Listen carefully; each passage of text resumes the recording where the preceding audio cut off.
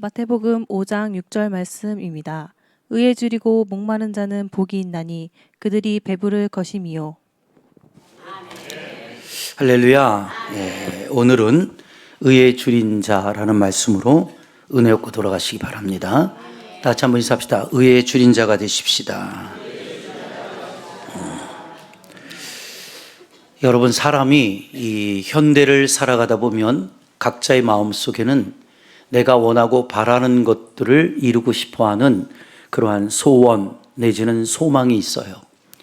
그래서 사람들의 마음 속에는 무엇인가를 내가 회복하고 또 성공하고 이루고자 하는 그 갈망이라는 은혜가 우리의 마음속에 담겨져 있거든요. 그래서 이 갈망이라는 것을 우리가 조금 한번 좀 국어사전을 통해서 한번 보도록 합시다. 이 갈망이라는 것은 이 감정적인 일반적 의미를 담고 있는데 갈증을 느낀다라는 말로 기록이 되어 있어요. 그래서 이 갈망은 무엇을 간절히 바라고 열망하는 마음을 의미합니다. 일상생활에서는 성공, 자유, 사랑 등 구체적인 목표에 대한 강렬하고 절박한 욕구를 표현할 때 쓰이는 거거든요. 그러니까 사람들의 가장 절박한 감정의 욕구가 갈망으로 나타나는 것이거든요. 그런데 그 가장 절박한 욕구가 바로 뭡니까? 성공입니다. 성공, 자유, 사랑, 이런 어떤 목표에 대해서 강렬하고 절박한 간절함을 갈망으로 표현한다는 것이죠. 그러면 이것을 성경 자체를 가지고 한번 우리가 해석을 해봅시다. 창세기 3장이 아담과 하와가 죄를 짓는 선악과의 사건으로 기록이 되어 있거든요. 그러면 죄를 짓기 전에 인간들은 이런 갈망과 절대적인 목표와 욕구에 대한 충족함이 그들에게는 사실상 필요 없었습니다. 왜냐?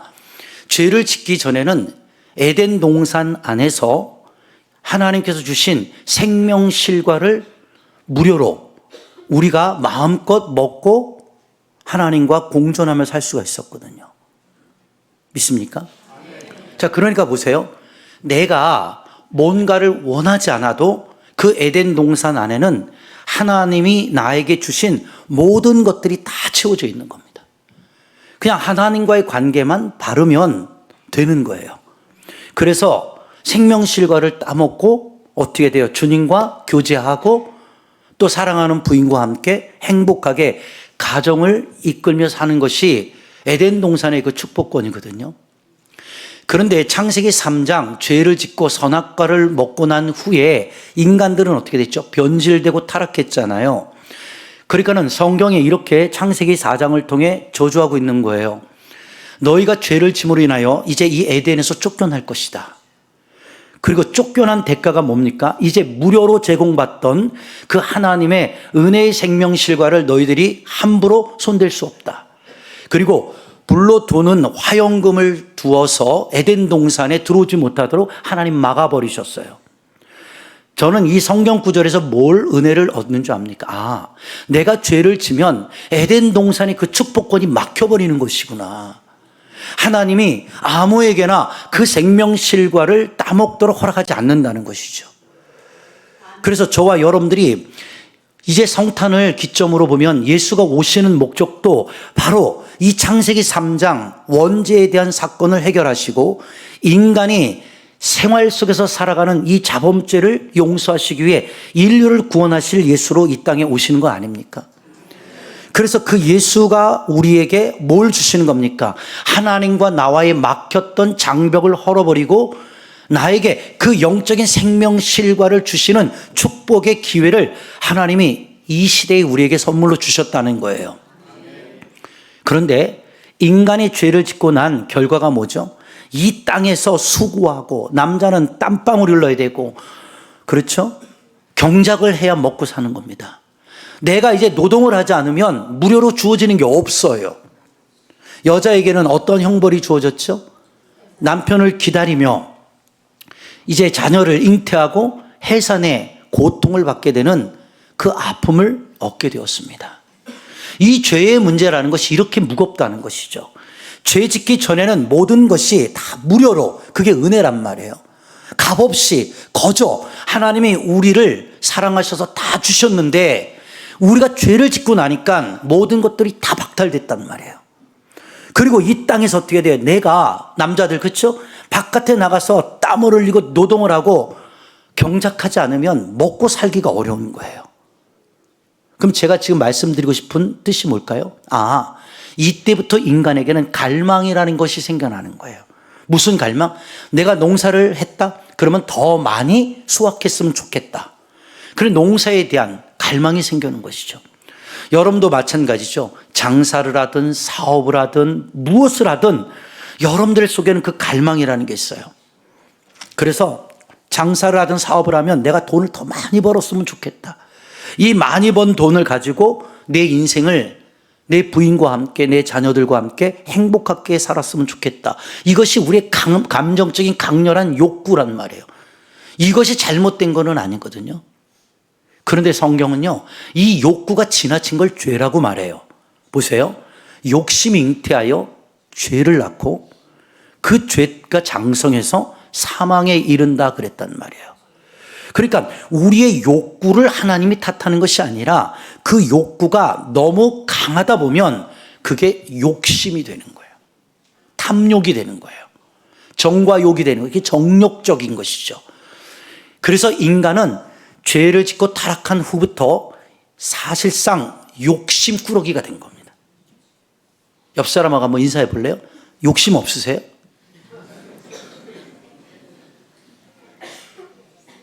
얼굴들을 보니까 다 욕심을 내려놓으신 얼굴들이에요.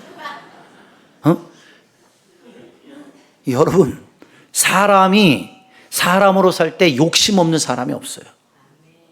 저도 욕심이 있어요, 없어요? 있어요. 있습니다. 재미나게 한번 설명해 볼게요. 저희가 예전에 가난하고 힘들고 어려울 때 산동네에서 살 때요, 어느 날 아침에 이제 학교 가기 전에 눈을 딱 뜨고 이제 밥상을 받게 되면은 그날따라 아버지가 돈을 조금 벌어 오셨는지 반찬이 달라지는 날이 있어요. 반찬이 조금 더 좋은 게 올라올 때가 있어요. 예를 들어 보면 그때는 모든 게 귀했으니까 이제 뭐 고기 반찬이 올라왔다든지 햄이 올라왔다든지 이러면 많지도 않아요. 한 딱 5개 정도예요. 그럼 우리 식구가 4식구란 말이에요. 그러면은 그 하나씩을 배분해 놓고 마지막 하나는 누가 먹을 것이냐. 그거에 대한 엄청난 갈등을 합니다. 그래서 우리 집이 이 가난으로 얻은 선물이 뭐냐면 밥을 무지하게 빨리 먹어요. 왜 그러냐? 한 개라도 더 먹어야 되니까. 그러니까 막 젓가락이 중국 무협지에 나오는 무술처럼 움직입니다. 막 서로 집으려고. 그리고 내가 그 마지막 걸 너무 먹고 싶은데 우리 동생이 젓가락을 딱 꽂더라고요. 그때 제가 어떻게 한 줄 알아요? 탁 쳤어요. 탁 쳤어요. 그러면서 탁 가져왔죠. 이건 뭐야 이러더라고요. 웃기죠? 그런데 뭐예요? 너무 가난하고 힘들다 보니까 먹는 거 음식 하나 가지고도 욕심을 부리게 되더라고. 욕심을 부리게 되더라고. 그래가지고 그냥 홀랑 입에 딱 넣으니까 동생이 막 울어요. 억울해가지고. 걔도 욕심이 있는 거예요. 뺏겼다라는. 나는 차지하고 싶은 욕심이 있는 거예요. 그러니까 인간은 이미 이 마음속에 아닌 것 같아도 그런 욕심 덩어리가 죄에 대한 사건 이후로 인간 속에는 그득 차였다는 것이죠. 그리고 세월이 지나요. 제가 성경적으로 입증해 볼게요. 이 갈망이 얼마나 무서운 죄질로 형상화되고 번성화되고 있는가 볼 수 있습니다. 자, 창세기 3장을 지금 설명했어요. 자, 창세기 6장 4절 한번 찍어 볼까요? 이 창세기 6장에는 어떤 일이 벌어지는가 한번 볼까요? 자, 당시에 땅에 이 네피림이라는 사람이 있었대요.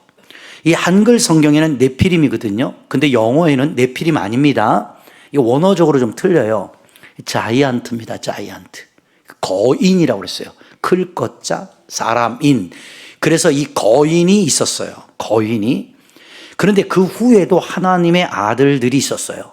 그 사람의 딸들에게 들어와 자식을 낳았어요. 그러니까 하나님의 사람이 세상 여자하고 사랑에 빠져서 자식을 낳았거든요. 그런데 보세요. 그들이요, 낳은 자식들이 보세요. 용사가 됩니다.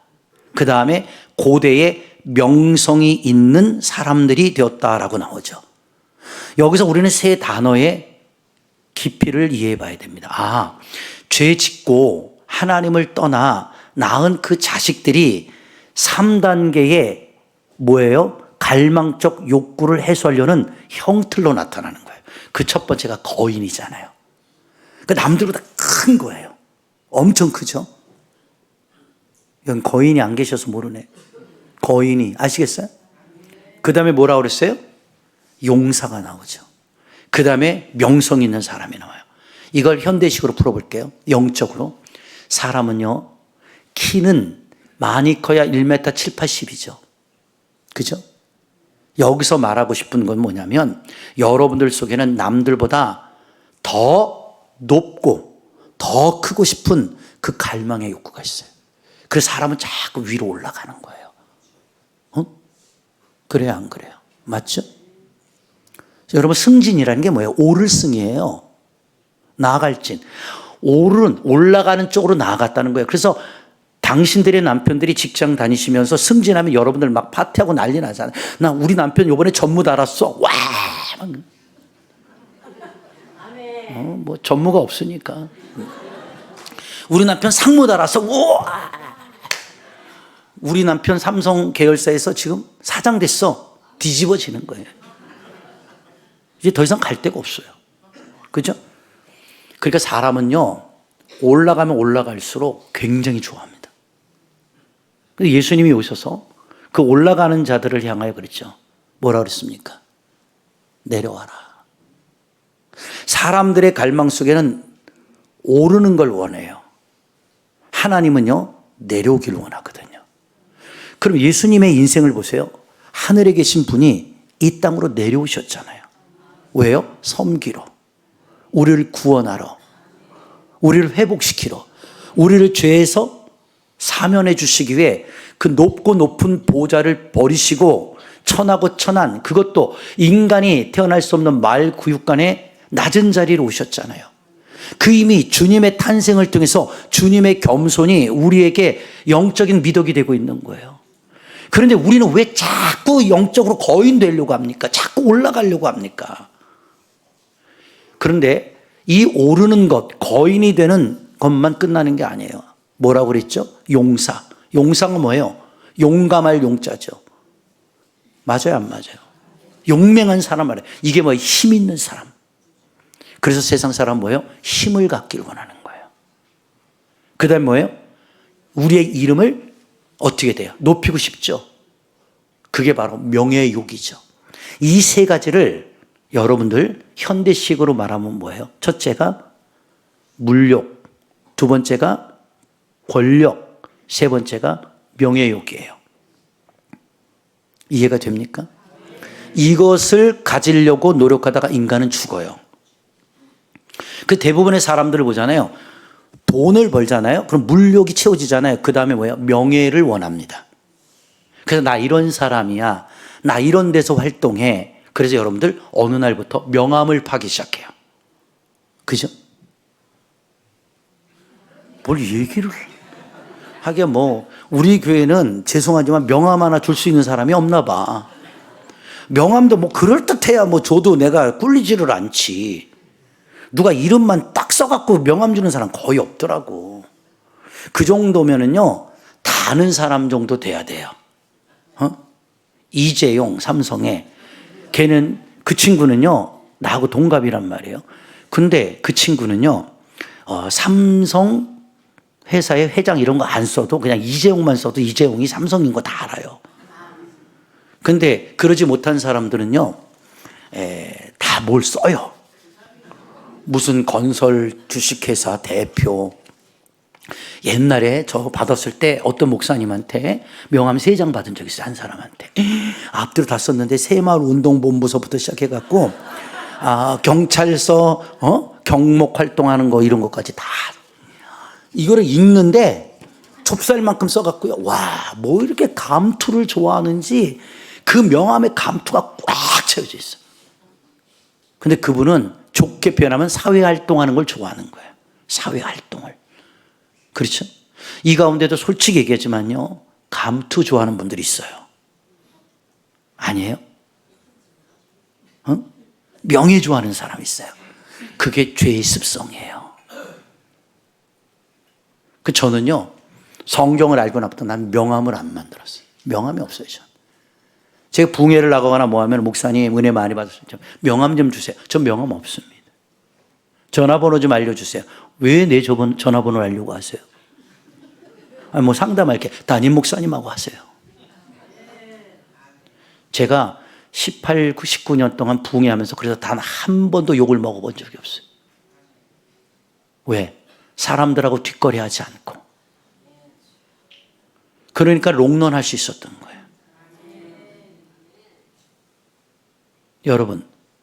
여러분들 속에는요, 그런 욕구와 갈망이 있어요. 좀 더 높아지고 싶은, 좀 더 그렇죠, 이름 내고 싶어 하는, 좀 더 힘을 키우고 싶어 하는 그러한 욕망들이 드글드글 끓는단 말이에요. 그죠? 사람이 이것으로만 교만하다는 게 아닙니다. 지적인 교만도 있죠. 그래서 사람이 많이 배우면 더 겸손해지는 게 아니라 많이 배울수록 교만해져요. 많이 알수록 잘난 척하고 많이 알수록 판단의 죄를 짓게 돼요. 여러분, 대학에 가시죠? 그러면 대학교에 가면은 항상 어느 대학이든 상아탑이 있어요. 탑이 있습니다. 지적인 상징을 가장 최고봉으로 높여드리는 그 상아탑이 있어요. 서울대 가보셨어요? 거기 가보시면 시옷자로 서울이라는 그 한글 그 약자를 큰 대문을 세워놨죠. 안 가보셔서 모르죠. 고려대학 가보세요. 쫙 세워져 있습니다. 이 상아탑이라고 그래요. 상아탑. 그런 것들이 왜 대학마다 세워져 있을까요? 그게 높이 올라 최고의 자리에 앉으라는 의미를 담고 있는 거예요. 그래서 여러분들 자식들 죽어라고 대학 보내는 거잖아요. 그랬더니 그 대학 가갖고 애들이 하라는 공부는 하고 들어가자마자 술부터 배우더라고. 집 안 들어오는 것도 배우고. 그리고 대학교 4년 졸업할 때까지요, 통계 냈습니다. 중앙일보에서 4년 동안 1년 동안 계산해 보니까 책 4권을 안 읽어요. 대학생들이. 전공 시간에 그 배우는 거 조금 빼고는. 그러니까 미안한 얘기지만 요즘 아이들이 상식이 떨어져요. 지식이 떨어져요. 내가 공부한 거는 잘할 수 있는데 보편적인 것들을 몰라요. 관심을 갖지 않아요. 그리고 뭐예요? 내가 서울대 나왔다라는 명패 하나로 머리는 좋으니까 좋은 회사 들어가죠. 그런데 뭐예요? 그 회사에서 인간적 관계가 잘 형성이 안 되는 거예요. 그러다 보니까 세상이 이기주의로 바뀌는 거예요. 이런 것들이 갈망에 나타나는 현상이란 말이에요. 이 죄성들이란 말이에요. 창세기 11장 4장 가보실래요? 시간이 흐르죠. 어떻게 더 무섭게 이 갈망의 욕구가 변질이 되는가 한번 볼까요? 자, 보세요. 사람들이 이렇게 얘기해요. 자, 말하되 성읍과 탑을 건설하여 그 탑 꼭대기를 하늘에 닿게 하여 우리의 이름을 내고 온 지면의 흩어짐을 면하자. 보세요. 이게 바벨탑 사건이잖아요. 이 바벨탑에 지금 축소화시킨 모형이 바로 지금 말한 상아탑들이에요. 물질의 탑, 성공의 탑, 그렇죠? 명예의 탑들이 이러한 영적인 바벨탑의 형상들로 여러분들의 심리 속에 나타나고 세워져 가고 있거든요. 그런데 이 바벨탑 사건 앞에서 뭘 깨달을 수 있습니까? 보세요. 탑을 건설하자. 그 탑 꼭대기를 어디에? 하늘에 닿게 하자. 우리 이름 좀 내자. 명예를 좀 내자. 그 다음에 온 지면 흩어짐을 좀 면하자. 이게 뭔지 알아요? 인간의 기술과 힘을 동원해서 하나님의 심판을 면하고자 하는 인간의 뭐예요? 욕구죠. 이것이 2025년대는 지금 놀랍게 무섭게 더 변질됐죠? 다 아시죠? 지금 보세요. 인간을 대신해서 휴머노이드들이 나오기 시작했어요. 이제 개도요, 로봇개가 나오고 집안에 청소해주는 휴머노이드 여자들이 나옵니다. 이제 그 얼굴에다가 인간의 스킨 가죽을 복제해서 갖다 붙여놓으면 사람같이 될 겁니다. 마치 30년 전에 봤던 공상과학 영화들이 현실에 지금 이루어지고 있죠. 여러분들 모르죠? 앞으로 제가 예언합니다. 10년, 15년 후에 노동자들이 쓸 자리가 없을 겁니다. 세무사들 다 없어질 거예요. 변호사들 다 없어질 겁니다. 의사도 없어질 겁니다. 왜요? 다 로봇이 할 겁니다. AI들이 할 것이에요. 여러분들은 너무 세상을 쉽게 생각해요. 자, 여러분들이 집에 가시면 있죠. 여러분들이 잘 쓰는 AI 로봇들이 있어요. 진이, 오늘 날씨가 어때? 그 음성을 인식하죠. 오늘 양주의 날씨는 영하 2도입니다. 아침에는 추우나 저녁에는 더 추울 것입니다. 이렇게 알려준다. 근데 그걸 너무 일상화로 쓰잖아요. 그러니까 그게 우리에게 와 있는 줄 모르는 거예요. 요번에 저기 볼게요. 인도에 있는 환자를요, 미국에 있는 의사가 AI를 통해서 원격 조정 수술을 했어요. 성공했습니다. 미국에서 원격 조정으로 이제는 인도에 있는 사람들을 수술을 해요. 이런 무서운 시대가 됐어요. DNA를 복제하죠? 그렇죠? 우리가 잘 알았던 황우석 박사, 그렇죠? 어려움 당하고 우리나라 떠났죠. 어디가 있어요 지금? 사우디에 가 있습니다. 어마어마한 연봉 주고 돈 주어서 모든 생명체 복제에 다 성공했습니다. 이런 것들이 제가 쉽게 표현하지만 현대를 살아가는 데 있어서 엄청난 과학과 의술 발달이 어떻게 돼요? 지금 하늘에 닿고 있는 거예요. 제가 예언할까요? 여러분들 지금 줄기세포를 가지고 치유제도 만들고 줄기세포를 가지고 여러분 노화도 방지하고 별의별 거 다 하거든요. 그러면 여러분들이 그 줄기세포 가장 건강했을 때 그 줄기세포를 뽑아서 뭔가를 배양해서 건강한 세포를 만들어내죠. 그럼 어느 날 이렇게 될 거예요. 여러분이 70이 되고 80이 돼서 눈이 안 보여요. 그럼 병원에 갑니다. 선생님, 제가 요즘 늙어서 눈이 안 보여요. 좀 기다리세요. 50년 전에 눈에 대해서 줄기세포, 배아세포 만들어놨던 그 세포를 꺼내가지고 눈에다 주입하잖아요. 그러면 늙은 세포는 사멸되고 싱싱한 젊은 세포가 들어서 눈이 다시 밝아질 겁니다. 정말 이런 일이 일어나요. 간에다가도 그 세포를 넣으면 노화된 세포는 죽고 재생되어서 건강한 세포로 바뀔 겁니다. 사람이 욕심이 뭐예요? 1000년, 2000년 살고 싶은 거예요. 이런 일들이 일어나죠. 현대적, 사회적 사건으로 돌아가는 일들을 한번 너무 쉽게 생각하지 말고 성경과 연관해 보란 말이야. 이런 것들이 뭐라고요?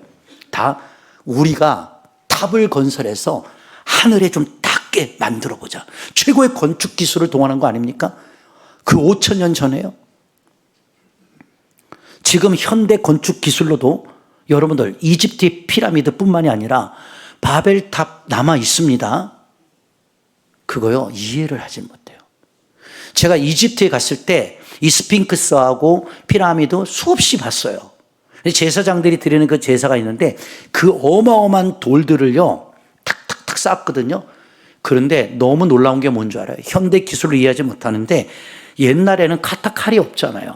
지금은 장비가 과학이 있지만 그래서 그라인더로 갈아내는데 옛날엔 그게 없잖아요. 근데요, 그 돌을 스퀘어로 잘랐거든요. 그리고 양쪽을 맞붙여서 올렸단 말이에요. A4 용지 한 장이 안 들어갑니다. 빈틈이 없어요. 어떻게 그렇게 정교하게 잘랐는지 이해할 수가 없어요. 이게 과학적으로도 미스테리한 거죠. 이런 기술들이 여러분들 5000년, 6000년 전에 이미 있었다는 걸 우리가 고고학적으로 지금 볼 수가 있거든요. 왜 그랬을까? 여러분, 제가요, 성경을 연구하면서 느낀 게 충분히 가능했던 게 뭔지 아세요? 전 세계적으로 봤을 때 IQ가 가장 중세시대 때 높았던 사람들이 누구냐? 우리가 잘 아는 독일의 괴테입니다. 괴테는 IQ가 거의 한 300대 대요. IQ가 천재입니다. 근데 하나님의 인간을 창조했을 때 하나님의 형상으로 창조했다고 그랬잖아요. 그때 하나님의 지혜, 하나님의 모든 성품이 인간들에게 다 코로 생기를 불어넣어 하나님의 사람이 됐거든요. 물론 타락을 했지만 그 당대 제가 생각하는 거예요. 이미 하나님의 지혜가 그들 속에는 채워져 있었던 겁니다. 천지 만물을 지으신 하나님의 지혜가 인간들 속에 있는 거예요. 그러면 자, 여러분들은 아무리 머리가 좋아야 150, 160만 돼도 멘사 클럽에 들어가거든요. 근데 괴테는 막 한 거의 300 됐다고 하니까 이건 상상을 초월하는 두뇌 회전력이란 말이에요. 그런데 여러분, 그 당대 사람들의 IQ가 예를 들어 볼게요. 한 1000 됐다고 쳐봅시다. 그럼 우리가 상상할 수 없는 것들을 만들어낼 수가 있었겠죠. 하여튼 제 생각이에요. 그렇게 추론해 본다 이거죠. 알겠습니까? 이거를 좀 이해를 못하네. 제가 IQ 검사를 했어요. 중학교 1학년 때. 근데 우리가 장난으로 막 빨리 쓰고 나가면 되게 똑똑한 줄 알았어요. 그래서 그냥 막 대충 찍고, 그 다음에 여러분들도 해보시면 모르지만 그 전자계산기 가지고요 머리를 막 문대겨요. 그 딱 뜨면은 그게 내 IQ였어요. 그렇게 장난질을 쳤다고요. 그래갖고 막 해고 그냥 대충 쓰고 내가 1등으로 나갔어요. IQ 처음 테스트할 때. 그래서 이제 오리엔테이션이 끝나고 이제 학교 선생님이 부모님을 소환하셨어요. 그리고 이제 들어오세요 해갖고 상담을 하는데 내 IQ 점수가 나오는 거예요. 아버지 앞에서 까는 거예요. 그랬더니 정확히 기억해. 88. IQ가 88 나왔어요. 88. 난 거짓말 안 한다니까요. 그렇게 선생님이 얘기를 하면서 인간의 기본이 아주 기본 상식이 80이래요. 그런데 돌고래가 80이래요. 돌고래 IQ가 동물의 왕국에서. 그 다음부터 우리 아버지가 나를 돌고래라고 놀렸어요. 저 새끼 돌고래 같은 새끼. 그러니까 돌고래 같은 짓 하지. 이랬단 말이에요. 그때 내가 장난으로 IQ 검사했다가 3년 내내 돌고래 소리를 들었어요. 응? 근데 내 친구들 가운데 가장 그래도 좀 잘 나온 애들이 120, 130이었어요. 근데 난 그때 깨달은 게 뭔 줄 알아요? 수학 문제를 푸는데 나는 수학의 수리 개념이 약했어요. 응용력이 딸렸어요.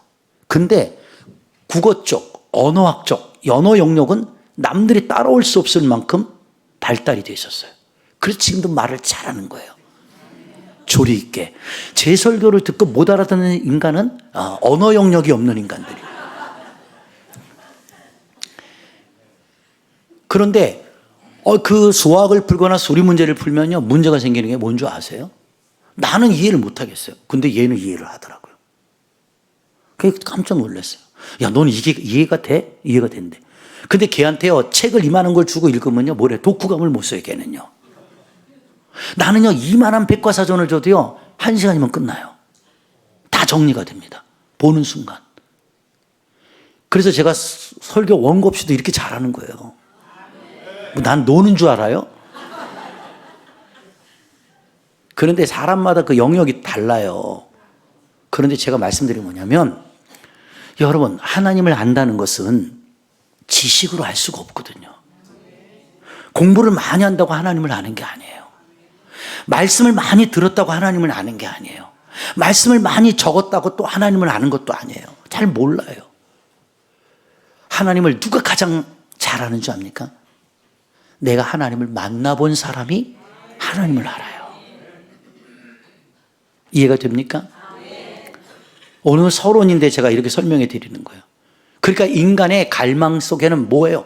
이런 탐욕들이 가득 채워져 있는 거예요. 자꾸 높아지고 힘을 갖고 이름 내고 그렇죠. 능력 있는 자가 되려고 하는 거죠.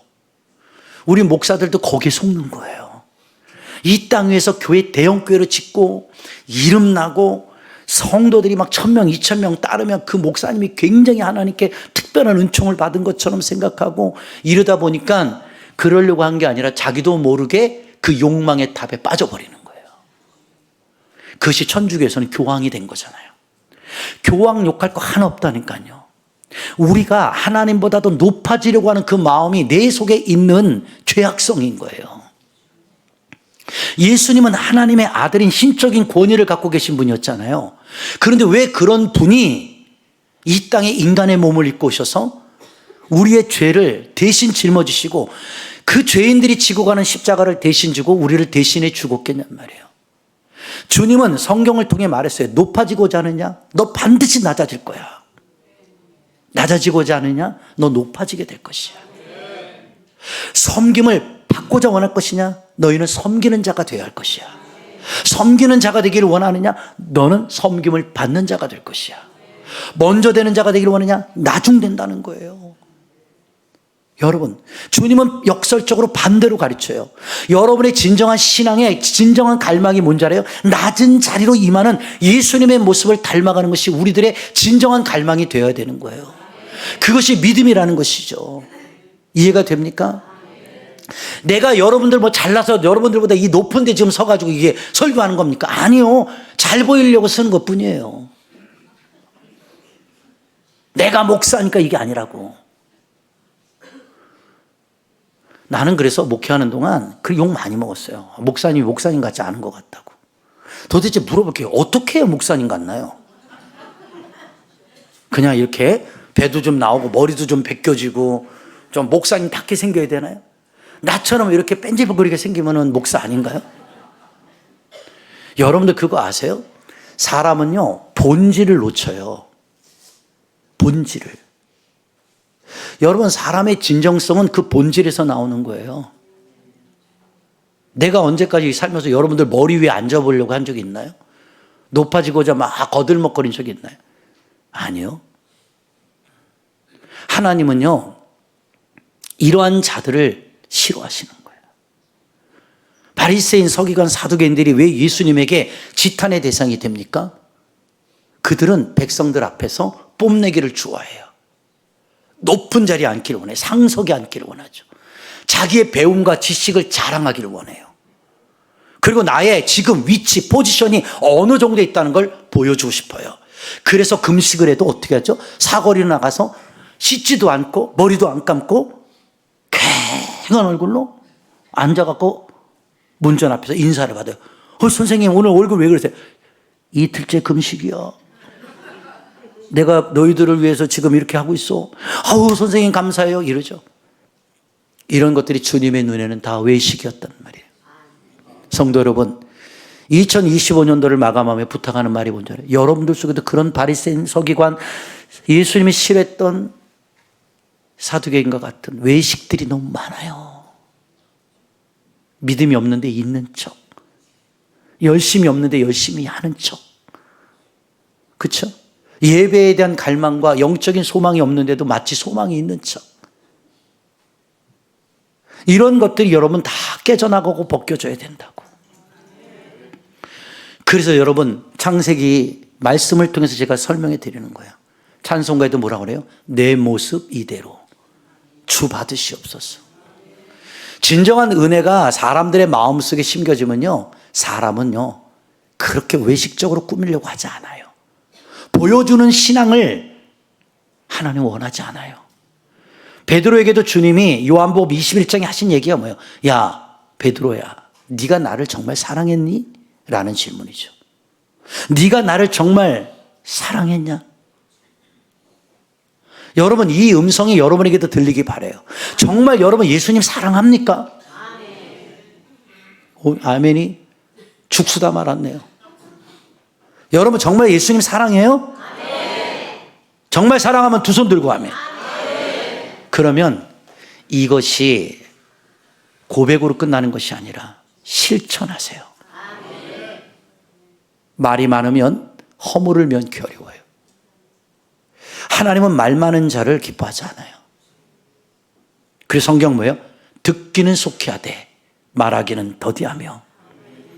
행하는 자체의 신앙을 아름답게 내놓을 줄 아는 믿음을 가져야 되는 겁니다.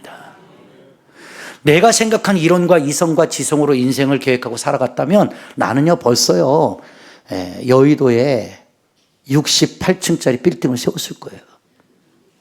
그리고 하나님보다도 높은 건물주가 되셔가지고 그리고 떵떵거리며 살 수 있겠죠? 인생 살아보셨죠? 안 돼요, 여러분 마음대로. 안 된다고. 그 사람이 뭐에 속았어요? 그 갈망에 속은 거예요, 갈망에. 난 이렇게 하면 될 거야. 난 이렇게 노력하면 이룰 수 있어. 그래서 여러분들 속에 영적인 바벨탑을 하늘 높이까지 지금 쌓고 있는 거예요. 근데 하나님이 어떻게 돼요? 그걸 내려다 보시다가 안 되겠다. 저 교만한 인간. 우리가 내려가 저들의 뭐예요? 행태를 좀 멈추게 하자. 어떻게 돼요? 구음을 흐트러 버렸죠. 그래서 어제까지는 야 벽돌 가져와. 모래 가져와. 진흙 가져와. 했던 말들이 소통이 되질 않는 거예요.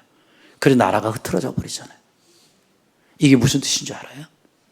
하나님께 도전하는 자는 성경이 기록합니다. 산산이 부서진다. 여호와를 대적하는 자는 망한다는 겁니다. 진정한 겸손은 뭐예요? 하나님을 대적하는 게 아니고 하나님을 경외하는 거예요. 여러분 보세요. 유목사가 지금 이렇게 말씀을 전하잖아요. 제 말이 아니라 하나님 말씀이죠. 근데요, 여러분은 듣다가 내 판단이 안 맞으면 튀어버려쳐요. 아니야, 저거 아니야. 나하고 안 맞아. 그게 대적이에요. 어떻게 여러분, 미안한 얘기지만 귀에 여러분들이 듣고 싶은 소리만 듣습니까? 어떻게 여러분들이 원하는 소리만 듣고 삽니까? 부부지간에도 그렇게 못 살겠더라고. 내가 낳은 새끼도 어떻게 좋은 소리만 하고 사냐고. 여러분들 미안해요. 여러분들이 원하는 설교가 뭡니까? 그저 잘 되라? 축복받아라? 형통해라? 나도 할 수 있어요. 왜 안 하는 줄 알아요? 여러분들이 축복받을 짓을 안 하거든요. 형통한 인생을 안 살거든요. 왜요? 하나님과의 관계가 깨졌단 말이에요. 용서하고 들으세요. 예배가 무너졌잖아요. 여러분들 일주일에 아침 한번 나오고 끝나잖아요. 기도하는 시간이 있습니까? 예배하는 시간이 있습니까? 하나님과 교제하는 시간이 없잖아요. 왜? 세상의 갈망의 욕구를 채우기 위해서. 세상 나가서 있는 힘이 없는 힘 다 쏟다 보니까 하나님을 만날 시간이 없잖아요. 여러분 일주일에 아침 예배 한 번 나와서 하나님과의 관계가 진짜 회복될 때라고 믿습니까? 난 절대 그렇게 생각 안 하거든요. 그런데 자기는 착각해요. 난 하나님 사랑한다고요. 그건 나만의 사랑법이죠. 여러분 부부지간에도요. 내가 원하는 사랑법을 부인에게 해보세요. 그 부인이 싫으면요. 그게 뭐예요? 그게 폭행이 되는 겁니다. 내가 좋다고 내가 하는 방법이 다 옳지는 않잖아요. 그래서 뭐예요? 의의 줄인 자라고 표현하는 거예요. 여기서 의라는 개념이 뭘까요? 하나님의 뜻을 말하는 거예요. 나의 의가 아니라 나의 판단적 사고방식이 아니라 너 내 앞에는 네 뜻도 네 의도 네 판단도 다 필요 없어. 의의 줄이다가 뭐예요? 나의 뜻을 너에게 알려준다는 겁니다. 그래서 의자가 뭐예요? 뜻의자예요. 한자로 뜻의자라고요. 근데 여러분들이 하나님의 뜻을 모르잖아요. 근데 어떻게 그렇게 삽니까? 나의 의의 기준으로 사는 거죠. 자기만의 세워놓은 의의 기준표가 있다니까요. 나는 이렇게 살면 될 거야 라고, 이 정도면 됐지, 이 정도면 된 거지 라는 자기들의 기준표가 있는 거잖아요. 그건 여러분의 의의 기준표라고요. 하나님의 의의 기준표와는 전혀 상관이 없다는 거죠. 이해가 되십니까? 그래서 이제 결론을 맺어볼게요. 의에 줄이고 목마른 자는 복이 있다. 저희가 배부른다. 이게 오늘 본문의 내용이거든요. 그런데 지금 왜 제가 의에 대해서 설명하느냐? 전반적인 얘기는 여러분의 의, 여러분의 갈망이었단 말이에요. 여기서 줄이고 목마르다는 게 뭐예요? 원한다는 거예요. 그게 갈망이거든요. 근데 예수님을 만나기 전에는 제가 말했던 세상적 갈망을 향해 여러분의 인생을 투자했단 말이에요. 근데 예수님을 만나고 나서는 의의 줄임이 바뀌는 거예요. 그 의가 바뀐단 말이에요. 나의 의가 아니라 하나님의 의로 변화가 된단 말이에요. 여러분 현대인 성경을 살펴보니까 이렇게 나와 있어요. 의를 위해 굶주리고 목마른 사람들은 행복하다. 그들은 원하는 것을 다 얻을 것이다. 이렇게 기록하고 있거든요. 여러분 줄이고 목마르다라는 말은 단순한 배고픔이 아니에요. 하나님의 의를 향한 절박한 갈망을 뜻한다. 이렇게 한국어 사전에 나와 있어요. 그러니까 여러분은요, 지금까지 나의 의를 갈망하는 거예요. 아까 그랬잖아요. 명예, 권력, 물질, 이거를 갈망하니까 여기서 최선을 다하는 거거든요. 그런데 신약 성경 오늘 마태복음 5장 안에서는 야, 그 의가 좀 바뀌어야 되지 않겠니? 네가 나를 몰랐을 때는 물욕, 권력, 명예욕, 이러한 지성에 대한 바벨탑 이런 것들을 쌓고 갈망했는데 이제는 예수님을 만났다면 그 의가 좀 바뀌어야 된다는 거예요. 그럼 어떻게 바뀌느냐? 이제는 세상 것보다도 하나님의 것을 더 갈망해보는 그리스도인이 되어야 되지 않겠니? 라고 얘기하는 거예요. 그래서 여러분, 단순한 배고픔이 아니라 하나님의 의를 향한 절박한 갈망을 말하는 겁니다. 여러분, 예수님은 당시 청중의 생존 욕구를 영적 원리로 승화시켜 주신 거예요. 그렇죠? 하나님의 은혜를 더 쉽게 설명해 볼게요. 이토록 간절히 찾아본 적이 있느냐라는 질문인 겁니다. 너가 하나님 사랑해 보려고, 하나님의 의를 찾아보려고 간절히 찾아본 경험이 있느냐? 이걸 물어보시는 거라고요. 이게 의에 줄이고 목마름이에요.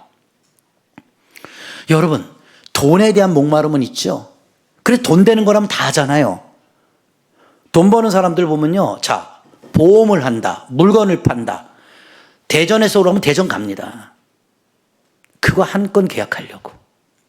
미국에서도 오라면 미국도 갑니다. 그게 뭐예요? 나의 갈망이죠. 나의 욕구입니다. 그런데 여러분, 주님을 그렇게 섬겨보셨냔 말이에요. 주님을 그토록 사랑하는 마음으로 갈망해 본 적이 있냔 말이에요. 여러분이 섬기시는 교회를 그토록 사랑해 본 적이 있나요? 여러분들이 사랑한다고 고백했던, 아까 두 손 들고 아멘 했던 고백이 진짜 고백인가요? 스스로에게 물어보란 말이에요. 여러분, 시편 42편 1절 말씀해 보시면 시편 기자가 이 갈망을 이렇게 우리에게 설명을 합니다. 한번 볼까요? 시편 42편 1절. 하나님이요, 사슴이 시냇물을 찾기에 갈급함 같이, 보세요, 내 영혼이 주를 찾기에 갈급합니다 그렇잖아요. 보세요, 지금 이 시편 기자는 사슴과 빗대어, 사슴은 물을 먹지 않으면 죽는다고 예전에 제가 설명해 드렸죠. 사슴이라는 동물은요, 열이 많아요. 그 물을 먹지 않으면 열을 못 식혀요. 그래서 죽어요. 인간도 똑같죠. 호흡을 하잖아요. 이게 들숨 날숨이죠. 들이마실 때 찬 공기가 들어와서 폐 속에 있는 열을 식히는 거거든요. 그리고 그 식힌 열을 푹 뱉어내는 거예요. 그래서 이것이 사람이 폐가 리프레시가 돼서 내 체온을 유지할 수 있는 거거든요. 대부분 열이 왜 올라요? 폐가 고장나면 열 올라요. 그래서 폐렴이 오고, 그렇죠? 폐에 문제가 생기면 열이 올라요. 숨쉬기가 곤란해지죠. 어르신들 그래서 돌아가실 때 다 폐 때문에 돌아가시는 거예요. 의사들도 그렇게 가르쳐주는 거예요. 가슴을 움츠리지 마라. 이거 폐 망가집니다. 의학적으로 100% 맞는 말이에요. 폐가 쪼그라듭니다. 가뜩 쪼그라드는데 자꾸 뭐라 그래? 피라고 그러죠. 그래서 가슴을 펴라. 가슴을 당당하게 펴라. 왜요? 그래야 폐가 흉이 늘어납니다. 그 폐활량이 좋다고 그러잖아요.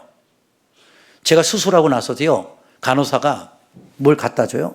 장난감을. 이게 뭐예요? 그랬더니 나보고 그러더라고요. 목사님, 수술을 할 때 이산화탄소를 집어넣어서 마취를 시키는 거거든요. 그러니까 몸에 지금 이산화탄소가 꽉 차 있는 거예요. 그래서 폐가 쪼그라들어 있어요. 수술하고 오신 분은 알걸요? 그리고 여기다가 호수에다 대고 불어요. 그럼 공이 올라가요. 이렇게 부는데 수술하고 얼마 안 됐을 때는요, 폐에 이미 쪼그라져 있기 때문에 힘이 없어요. 공이 안 올라가요. 너무 힘들어요. 2번, 3번 불면 머리가 어지러워요. 근데 뭘 시키는지 계속 부르세요. 불어요, 그래. 근데요, 이틀 지나고 3일 지나고 4일 지나면 후 불면 이제 공이 하나가 싹 떠요. 그 3개가 있거든요. 3개를 다 올려야 돼요. 그러면 이제 폐가 어느 정도 회복이 된 거거든요. 좀 이해가 돼요? 아멘이 왜 그렇게 시키는 줄 알아요? 호흡하는 시간이에요. 말씀 드릴 때 아멘 하면 쑥 들어오잖아요.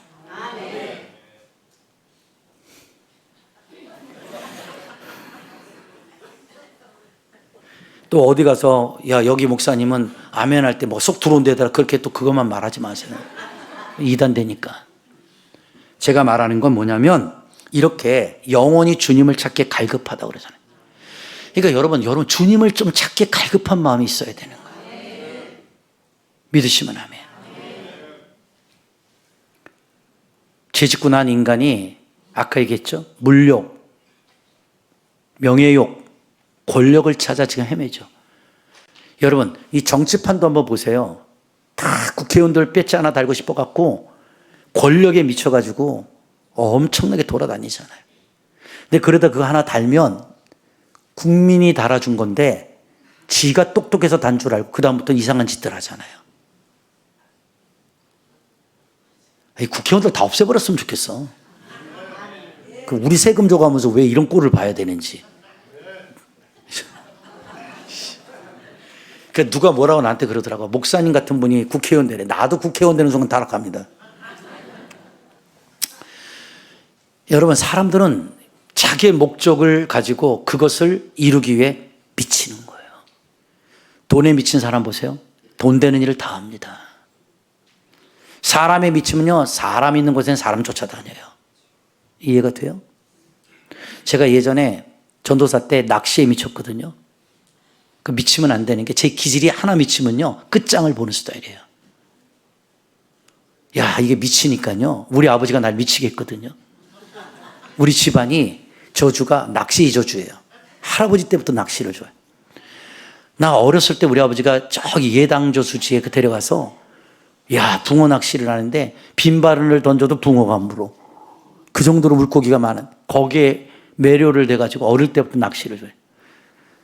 교회를 개척하고 전도사 생활을 하는데 낚시에 미쳐 있잖아요. 눈만 감으면 찌가 왔다 갔다 해요. 주님이 안 보여요, 주님이. 그리고요, 그 형광 캠이 딱 껴놓으면요, 밤에요, 쫙 찌가 올라가면 그렇게 고요한 호수에 그 찌가 쫙 올라가면 팍 막 피아노 소리 휙휙 내면 그게 막 환태. 그런 새벽 기도 끝내고 자동차 몰고 이제 양평이나 호수로 달려가는 거예요. 하루 종일 낚시하고. 워낙 낚시에 미쳐버리고 우리 사모님이한테 난 전도사하고 결혼했지 낚시꾼하고 결혼한 게 아니야. 난 이러면 당신하고 못 살아. 그러면 또 살살살 꼬셔갖고 달래놓고 또 가요. 여기 낚시에 미쳐보신 분은 아시죠? 그러니까 뭔가 미치면요 그것만 보여요. 그것만. 그래서 이 낚시 귀신 쫓느냐고 엄청 한 20년 고생했어요. 그 다음에는 이제 당구를 배웠단 말이에요. 천장을 보니까 당구알이 이렇게 돌아가는데 3쿠션 다음 내일 만나면 친구들하고 이렇게 당구알만 보여. 강단에 섰더니 성도들 머리통이 다 빨간 담아 하얀 담아로 보여. 미치면 그렇게 돼요. 그 다음에 우리 청년들하고 또 보링에 빠졌네요. 그래서 제가 보링을 270까지 쳤어요. 300점 만점에. 제가 프로까지 될 만큼 정도로 잘 쳤어요. 그 다음부터는요, 성도들이 딱 보잖아요. 다 핀으로 보이는 거예요. 속색이는 인간들이 있으면은, 저 김유학 장로 1번 핀, 이영금 장로 2번 핀, 이렇게 해놓고 보링 치면서 그걸로 막 스트레스 풀고 이랬다. 그러니까 미치는 게 많았다고 내가요. 그 다음에 골프에 미쳤단 말이에요. 그러니까 쌀알이 골프로 보여요. 그러니까 숟가락만 잡으면 자꾸 이렇게 폼. 이 골프 쳐보신 분들은 알아요. 길거리에서도 이래요. 목욕탕 가서도 이러고. 이게 미치면 그 현상이 일어나요. 근데 이제 모든 게 다 끝났어요. 근데 보세요. 예수에 미쳐보셔요. 눈만 감아도 주님이 날 봐. 주님의 피가 막 흘러. 나를 이렇게 막 오라고 하시는 주님의 손길이 보이는 것 같아. 이게 아멘이 적잖아요. 왜? 안 미쳐봐서 그래요. 그래서 여러분들 교회 다니고 예수 미치는 거 싫어하잖아요. 남편들 그래. 적당히 해라. 그렇죠. 세상에서 미치지 않으면 성공 못하죠. 예수에 미쳐야 성공하는 겁니다. 그게 갈망이라는 거예요. 한번 손잡고 인사하세요. 좀 예수에 미쳐보세요. 좀. 내가 예수에 미쳐보니까요, 교회 가서 지금 예배 드리고 나왔잖아요. 가다가 다시 교회 오고 싶더라고요. 여러분들은 절대 그걸 못 느끼실 거예요. 그리고 기도하고 끝났잖아요. 근데 또 기도하고 싶고요. 교회가 그렇게 좋더라고요. 집에 가서 텔레비 보고 있는 시간보다 교회 앉아서 성경 보고 교회 안에서 기도하고 교회 안에서 주님과 교제하는 게 그렇게 행복하더라. 그래서 저는 고등학교 1학년부터 집에서 앉았어요. 교회에서 잤어요. 그럴 때 하나님 목사 만들어 놓더라고. 난 교회가 그렇게 좋더라고. 왜? 아버지의 집이니까. 여러분들은 교회가 그렇게 싫죠? 그 교회 오라고 막 자다가도 경기하죠. 여보, 오늘 수요예배 가야 돼. 아, 피곤해. 피곤해. 오늘은 네 혼자 가라. 다음 주에 내가 갈게. 다음 주에 또 됐죠? 여보, 오늘 또 수요일 가야 되는데, 오늘 허리가 결린다. 교회 오는 게 왜 이렇게 힘들까요? 아까 그랬잖아요. 계약 한 건이면 대전도 가고 미국도 가는데 주님 만나러 오는 게 왜 그렇게 부담스러울까요? 옆 사람 보고 인사하세요. 부담스러우시죠? 그 예수 믿는 사람들에서 부담스럽지 않은 교회 다니는 거예요. 큰 교회. 몇천 명 되는데 왜? 쓱 갔다 쓱 나와도 몰라. 죽 떠먹은 자리야. 누가 왔는지도 몰라.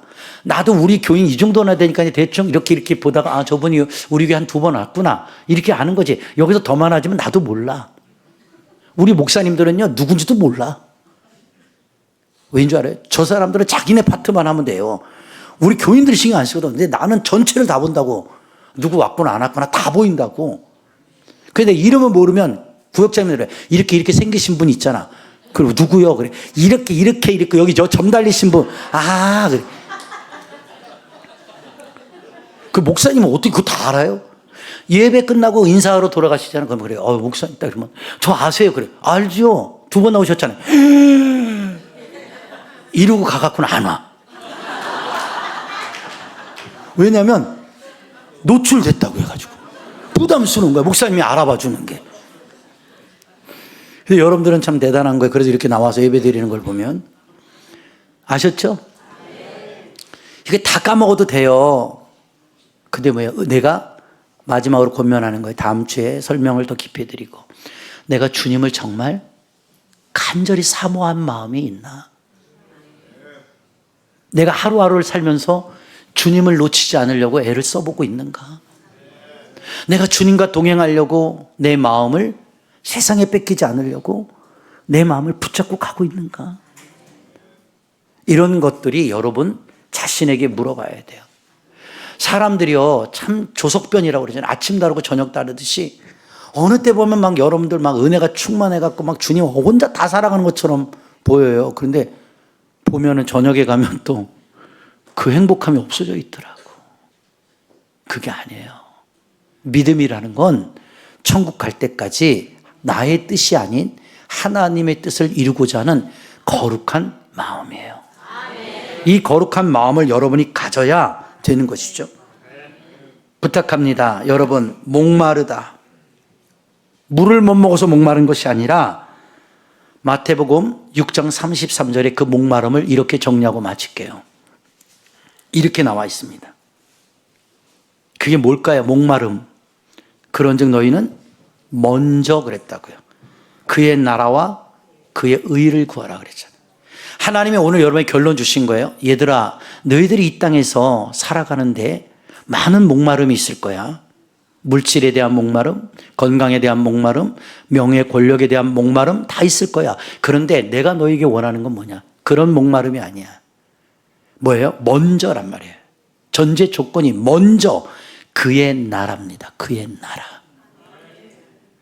그분의 나라. 그게 하나님의 나라잖아요. 하나님의 나라, 하나님의 의가 1번이다. 믿으시면 아멘. 그럼 여러분의 선행 조건이 뭐예요? 하나님의 의가 1번이 돼야 돼요. 그래서 우리는 뭐예요? 먹든지 마시든지 무엇을 하든지 하나님 영광을 위하여. 그것이 성경이 가르쳐주는 의의 기본적 전제 조건인 겁니다. 그러니까 여러분, first God, second me 이렇게 돼야 돼요. 내 인생의 첫 번째가 하나님의 나라예요. 그 의를 네가 구해라. 그럼 뭐예요? 이 모든 것을 너에게 더하시리라. 이게 허무맹랑한 얘기 같은데 하나님의 의를 구하면 네가 구하지 않은 것도 더하여 주신다는 거죠. 근데 보세요. 아까 얘기했죠. 하나님과의 관계가 바를 때에는 에덴 동산에서 생명실과를 다 무료로 주셨어요. 은혜죠. 죄 짓고 나니까 뭐예요? 네가 캐먹어야 되는 거죠. 네가 경작해야 되고, 네가 땀 흘려야 되고, 네가 노동하지 않으면 먹고 살 수가 없다는 거죠. 그리고 여러분들의 얼굴이 왜 이렇게 힘들게 찌들렸는 줄 알아요? 노동에 지쳐 있는 거예요. 경작에 지쳐 있는 거거든요. 그럼 저한테 이렇게 질문하고 힐문하고 따질 수 있죠. 목사님, 그 기도만 한다고 그러면 뭐 줍니까? 하나님이? 내가 아무것도 안 하고? 한번 물어볼게요. 다 포기하고 기도만 해보신 적 있어요? 그리고 나서 얘기하세요. 죽기 살기로 내가 굶어 죽더라도 내가 하나님 앞에 기도만 하다 내 굶어 죽는다 하고 기도해 보신 적 있어요? 제가 전도사 25살에 개척했을 때 생활비 10만 원 갖고 살았어요.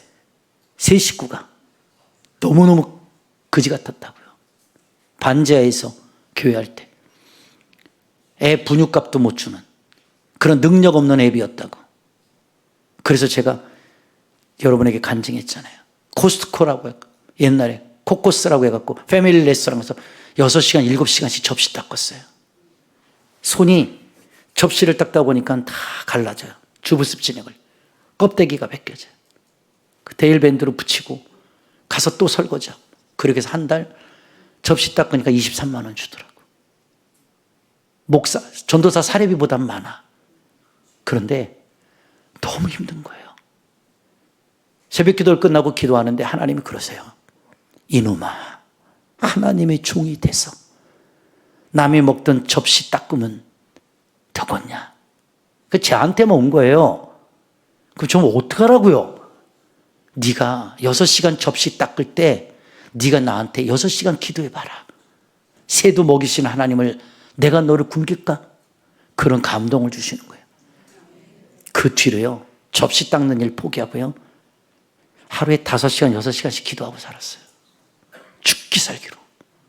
하나님 팔이 움직여주면, 주면 먹고 안 주면 안 먹고. 그런데요, 지금까지 단 한 번도 하나님이 안 먹이신 적 없고요, 안 입히신 적 없고요, 더 좋게 하셨어요. 그게 뭔지 알아요? 나의 마음속에는 의의 갈망이었어요. 사람들은 생각하죠. 이성적 판단으로. 아이, 좀 말도 안 되는 소리야. 지금 당장 내일 모레 내가 이렇게 힘들어. 기도만 하면 된다고? 저한테 반문할 수 있죠.